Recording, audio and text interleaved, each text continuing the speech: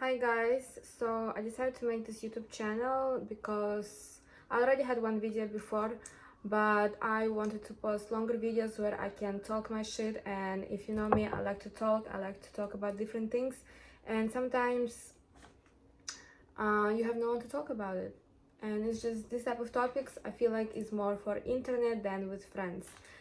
So let's get into it. First of all, I have short videos fatigue. So as you know, I first went viral on TikTok and I had like 8 million views, 6 million views. I just don't have that much followers right now. It's like 360,000 I think I have. Um, but the point is that since I got TikTok in 2022, I sit on TikTok for hours. Like, it's not even okay. I spend too much time there and I feel sick in the head right now from all of it, and I feel like I'm getting stupider and stupider, dumber, and my focus and attention is just getting worse.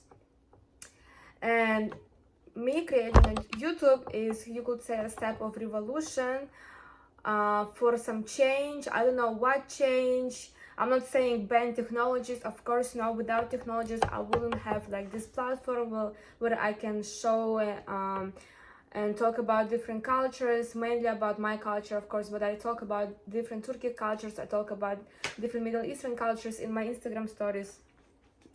So yes, this me making this video is me saying I'm sick of these like short 15 seconds videos, and you know, they all designed specifically so that you have dopamine release and you feel it, that you crave it, you know.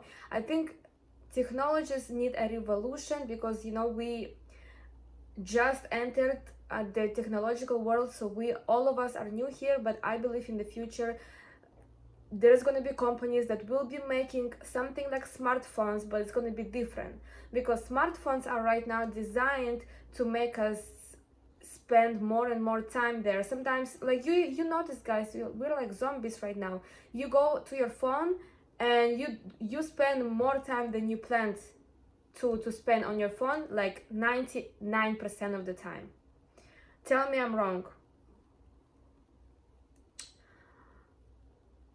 So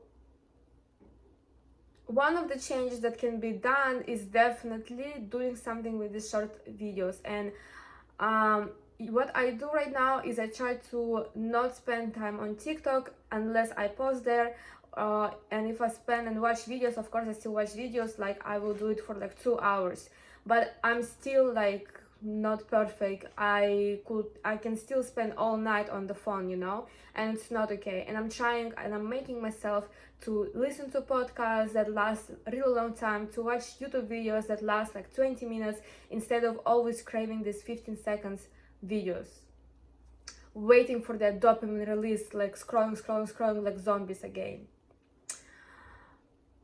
So another topic I want to talk about is cyberbullying. I believe cyberbullying will be illegal in the future in most countries. It is already illegal in Japan, which I really love and respect. But why I say so, you probably guys also noticed how so many people like reply to hate comments right now. Probably at least any influencer or blogger at least once addressed a video, posted video addressing haters, you know, because they are crossing the line right now. I'm not affected by haters. I was never affected by haters. I always fought back to haters, but I did it not to like prove them wrong. I did it because they would touch on topics that need to be addressed, because my topic is about culture, and how I got viral is I was addressing ignorant people, you know, like, oh, how are you Asian in Russian, you know? How are you ugly and dumb, блядь. Короче. So you could say haters kinda helped me go viral. But my point is that cyberbullying will become illegal because of the new generation now. Look at the new generation right now. Their screen time is more than hours probably on average. The iPad kids, the kids always are watching TV. Before, you know, if you watch TV, we wake up early to watch the cartoons and stuff for a few hours. Right now, kids can watch TV all day, cartoons all day. Oh, and then now they have YouTube Kids. They have YouTube Kids, they have these kids, that kids, and in the future, internet will be separate from kids. So kids will have localized internet. That's only right. If that's not gonna happen, then we're gonna be in very big problems, because there is so many things that kids should not see, and in the future, every single person will have access to internet. So how is it going to be done? You put your passport, your birth certificate, or whatever you have, ID, and once you get to certain age, you have access to more things on internet, for example, which should be applied also to porn. I believe the way porn is so accessible is not okay. And I think if you want to access porn, it should be, you should put your passport and it should say, oh, you're 18 plus, or whatever country that you are in, and then you can get access to that shit. So cyberbullying, I see that even now, right? People addressing haters, people, influencers, replying to hate comments instead of just ignoring and taking all that shit and eating all that shit. They're replying, which is good, as they should. And what is happening with that is that hate as emotion online on the global platform is getting shamed. So hate as an emotion is getting shamed just the same way boys are being shamed sometimes for crying or showing sadness or showing weakness. Or women are shamed for showing aggression and being angry. They're automatically called bitches, right? But when a man shows aggression, he's masculine, he's in his nature, which I guess is related to biology or whatnot, but it's all at the end of the day social, what is the word, guys? Social norms that we developed, kinda, in a way. So social beliefs about people, right? Gender roles. So hate as an emotion is gonna be shamed. Why? I think people will understand psychologically why we feel hate. Why do we feel hate? And is there good reasons to feel hate? Yes, there is, but there is also many reasons not. But hating for no reason on internet, we see it all the time now, is getting out of hand, because nothing gonna happen to you. You put a hate comment from an anonymous account, what's gonna happen to you? Nothing is gonna happen to you. But say it in real life, statistically, before we never experienced as much hate, you know. And maybe people will not understand unless you're on internet all the time, or unless you're like an influencer of some sort.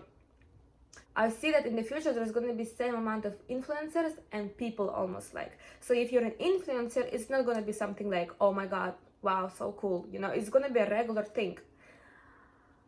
So and kids right now, they are so exposed to internet from such a young age, they're more vulnerable to what they see on the internet. They're more and it was proven that technology gives us anxiety, makes us mentally weaker. So that's why I believe cyberbullying will become illegal in most countries, how it is already illegal in Japan. Japan is technologically very developed. They are ahead of us. If you want to see where the world is going, just look at the country where their industry is ahead of other countries.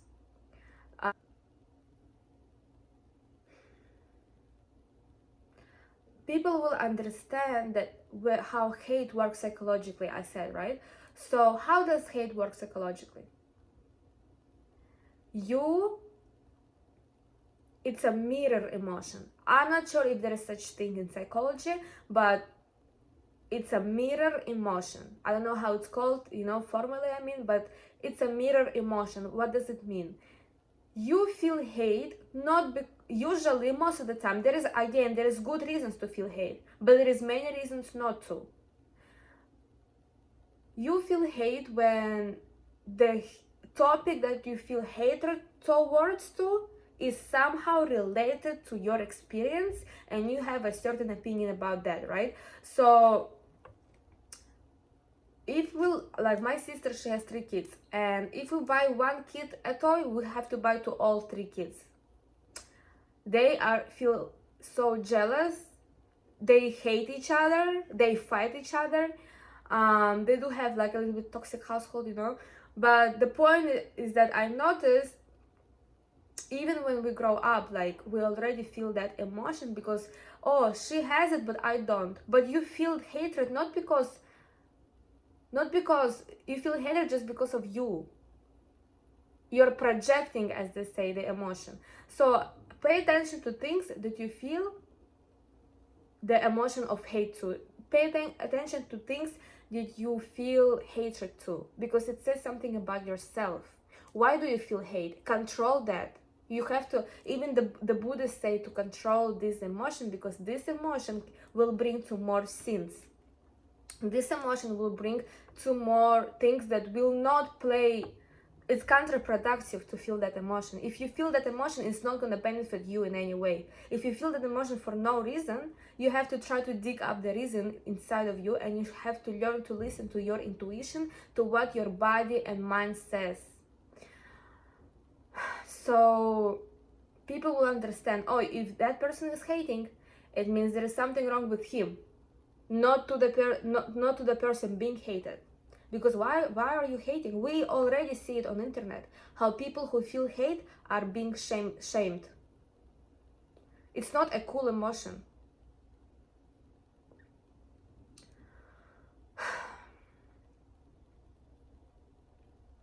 Another topic I want to talk about, concluding this video, is poor movie directing. What is happening with movie directing? Is that result of toxic capitalism? Do they just put anyone so that they make the most profit? Because I just watched Avatar, and what I realized, and I watched the new season of Emily in Paris, and what I realized, the conversations, they just feel too scripted right now. People already know. Like, we evolve too. I think people on the top who make all these movies, they forget that we evolve too. And the conversations are so scripted. Maybe I'm gonna put here an example. You just cannot relate. You realize that real conversations in real life, they do not sound like that. You don't talk to people like that. You have pauses, you have silence.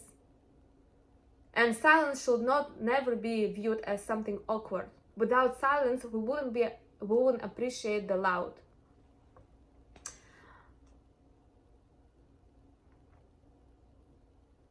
Emily in Paris. Anyone can write this script, guys. I just know this is a famous TV show, it's just so cringe. There is movies where the conversations, they feel real, and I feel like we are lacking that. Okay, guys, let me know what you think. I'm very curious to hear your opinions. I'm sorry if my words all over. Next times I'm planning to do research on things that I want to talk about and bring actual statistics. But I hope you guys like this video, and I love you guys. Shop my brand, and I'm wearing actually right now. Let me show you. So this is top Bridgerton, perfect for winter. It has flared hands, and yeah.